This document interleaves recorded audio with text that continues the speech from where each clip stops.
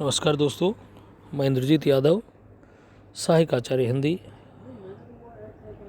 राजकीय महाविद्यालय बहरोड। आज बीए पाठ प्रथम वर्ष की इस कक्षा में आप सबका हार्दिक स्वागत करता हूं। दोस्तों, आज हम पूर्ववर्ती क्लास को आगे बढ़ाते हुए जो हमारा विषय था हिंदी साहित्य के इतिहास लेखन की परंपरा, उसको आगे बढ़ाएंगे। कल हमने हिंदी साहित्य का पहला इतिहास ग्रंथ इस्तवारदला लिटरेचर हिंदुस्तानी, जिसकी कुछ विशेषताएं हमने पढ़ी थी, जिनमें वर्णानुक्रम पद्धति का प्रयोग जो कि गलत था, फ्रेंच भाषा में होना भी गलत था। पहले कवि का निर्धारण यद्यपि इन्होंने किया था, पूर्व कक्षा में उनमें चर्चा नहीं की। इसमें पहला कवि जिसको स्थान मिला, क्योंकि हमने कहा कि वर्णानुक्रम में है, तो कवि निर्धारण का मतलब वो नहीं है जो शिव सिंह सेंगर ने किया था या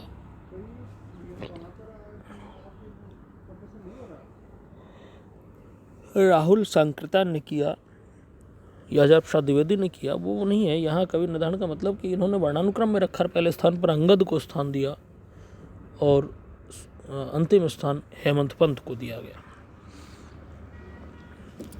और उसमें जो वर्णमाला, वर्णानुक्रमी पद्धति में वर्णमाला जो काम मिलेगी वो भी अंग्रेजी वर्णमाला के अकॉर्डिंग उसको रखा गया। जब आप वर्णानुक्रम में रखेंगे तो बड़ी डिमांड्स और भी थी। कुछ कमियों की बात भी हो कि बड़ी कमी यह है कि वह जब वर्ण के अनुक्रम में है, अंग्रेजी वर्णमाला के अकॉर्डिंग रखा गया है, तो न तो काल विभाजन हो सकता है न नामकरण हो सकता है। काल विभाजन कैसे करें, क्योंकि जब कवियों को हमने काल के हिसाब से रखा ही नहीं, उनको तो हमने वर्ण के अनुक्रम में रख दिया। जब वर्ण के अनुक्रम में रख दिया तो फिर उनका काल विभाजन संभव ही नहीं है। काल विभाजन संभव नहीं है तो नामकरण भी संभव नहीं है। ठीक है, तो ये बड़ी प्रॉब्लम रही थी। बहुत सी कमियों के बाद भी हम इसे हिंदी का पहला इतिहास ग्रंथ स्वीकार करते हैं। सारी कमियां हैं, सारी खामियों के बाद भी इसे हिंदी का पहला इतिहास ग्रंथ माना जाना चाहिए, क्योंकि इस दिशा में किया गया पहला प्रयास था। ठीक। दूसरा इतिहास ग्रंथ है शिव सिंह सेंगर का शिव सिंह सरोज, जो 1883 में आया। लेकिन शिव सिंह सरोज में वही कमियां रही जो पूर्ववर्ती इतिहास ग्रंथ में थी, जैसे वर्णानुक्रमिक पद्धति का प्रयोग होना, जैसे काल विभाजन नहीं होना, नामकरण का नहीं होना ना, क्योंकि ये उसी तर्ज पर लिखा गया जो पूर्ववर्ती इतिहास ग्रंथ था। केवल महत्वपूर्ण बात ये थी कि इन्होंने भाषा का ध्यान रखा, कि इन्होंने हिंदी भाषा में इस इतिहास ग्रंथ को लिखा। हिंदी भाषा में लिखित हिंदी का पहला इतिहास ग्रंथ है ये शिव सिंह सरोज, शिव सिंह सेंगर का, जो जिसमें कि कुल 1003 कवियों को स्थान मिला। इसमें भी पूर्ववर्ती इतिहास ग्रंथ की तरह हिंदी के अतिरिक्त कवियों को भी स्थान मिला। और इसमें जो वर्ण का अनुक्रम है उसमें अमेंडमेंट हुआ, परिवर्तन हुआ, संशोधन हुआ। उसमें ABCD के अकॉर्डिंग रखने का प्रयास किया गया था, यहाँ अकार आदि के आधार पर, यानी कि आ अपनी जो वर्णमाला हिंदी की उसके अनुसार कवियों को रखने का कार्य किया गया। और हिंदी का आरंभ हमने बात करनी है कि हिंदी का पहला कवि कौन है, किसके अनुसार क्या है क्या नहीं है। वहाँ हिंदी का जो आरंभ है लगभग 670 संवत से ये मानते हैं। और हिंदी का पहले कवि का निर्धारण करते हुए ये हिंदी का पहला कवि जो है वो पुष्प या पुण्य या पुष्पदंत को स्वीकार, पुष्य या पुण्य को हिंदी का पहला कवि स्वीकार करते। रामचंद्र शुक्ल से वृत्त संग्रह कहते हैं।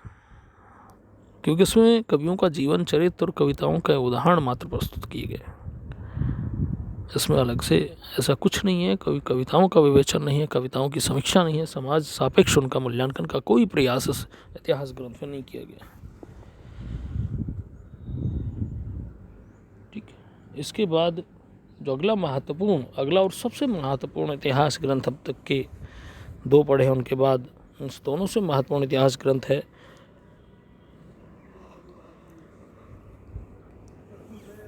जॉर्ज ग्रेसन द्वारा रचित the modern vernacular literature of northern Hindustan, जो 1888 में प्रकाशित हुआ। और ये जो इतिहास ग्रंथ है, पूर्ववर्ती जो इतिहासकार थे उनकी जो खामियां थी, उनकी जो कमियां थी, उन कमियों को दुरुस्त कर देता, मिटा देता। ये सच्चे अर्थों में हिंदी का पहला इतिहास ग्रंथ माना जाता है, जिसका हिंदी अर्थ होता है आधुनिक देसी भाषाओं का हिंदुस्तानी साहित्य। इस ग्रंथ में पूर्ववर्ती जो इतिहास थे उन कमियों को खत्म करने का प्रयास किया गया है। जैसे उन्होंने पहली बार कालानुक्रम पद्धति का प्रयोग किया, काल के अनुक्रम में कवियों को रखा, और काल के अनुक्रम में कवियों को रखते हुए जो पूर्ववर्ती इतिहासकारों के यहाँ कमी थी कि वर्ण का अनुक्रम का प्रयोग किया गया था या काल के अनुक्रम का प्रयोग कर लिया गया है, तो कोई भी कवि अपने काल की सीमा का अतिक्रमित नहीं कर पाएगा। तो वहाँ काल का अनुक्रम हो गया, तो काल विभाजन भी हुआ और नामकरण भी हुआ। लेकिन महत्वपूर्ण बात ये थी कि यह भी अंग्रेजी भाषा में लिखित था, हिंदी में लिखित नहीं था। लेकिन उस सब के बाद भी जो इतिहास के कुछ मानक होते हैं, उन मानकों को इस इतिहास ग्रंथ में अपनाया गया था। इसलिए ये सच्चे अर्थों में, मैंने पूर्ण बात की है कि हिंदी साहित्य का पहला इतिहास ग्रंथ सच्चे अर्थों में माना जाता है। ठीक है।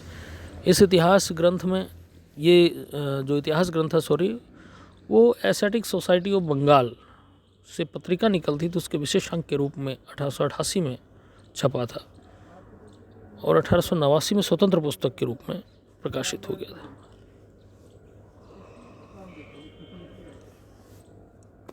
तो यहाँ प्रश्न आता है, मोटे तौर पर तो पहला प्रश्न यही है कि the modern vernacular literature of northern Hindustan किसके द्वारा रचित है? Sir George Grierson. और कहाँ से प्रकाशित हुआ? Royal Asiatic Society of Bengal से प्रकाशित हुआ, उसकी पत्रिका के विशेषांक के रूप में जो है इसका प्रकाशन हुआ था। इसमें पहली बात कालानुक्रम की हमने। दूसरी महत्वपूर्ण बात की कि पहली बार प्रवृत्तियों यानी कि काव्य की जो विशेषताएं हैं उनका विवेचन किया गया, युग सापेक्ष उनका विवेचन किया गया, और भक्ति काल को स्वर्ण युग की संज्ञा ग्रियर्सन ने ही दी थी। जो काव्य कला और समाज हर दृष्टि से बहुत महत्वपूर्ण दौर था, इसलिए उसने इस भक्ति काल को स्वर्ण युग कहा और इतिहास को 11 कालखंडों में विभाजित किया,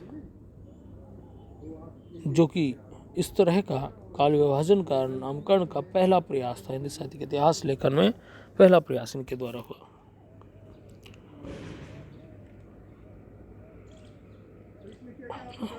और मूलतः हमने बात की है कि इस इतिहास ग्रंथ की जो भाषा थी वो अंग्रेजी थी, तो उसका अनुवाद किशोरीलाल गुप्त ने किया।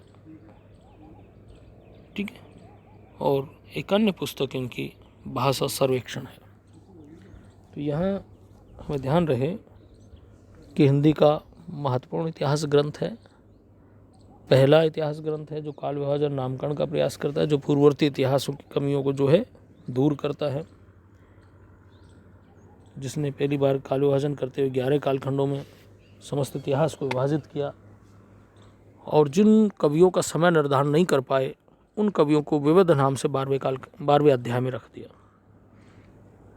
कुल हिंदी के 952 कवियों को स्थान दिया, यानी कि पूर्ववर्ती इतिहास ग्रंथकारों ने अन्य भाषाभाषी कवियों को भी स्थान दे दिया था, लेकिन ग्रियर्सन ने पहली बार केवल और केवल हिंदी के 952 कवियों को अपने इतिहास ग्रंथ में स्थान दिया था, जो एक महत्वपूर्ण प्रयास था। चलिए दोस्तों, आज के लिए इतना ही काफ़ी। कल फिर मिलते हैं अगली कक्षा में।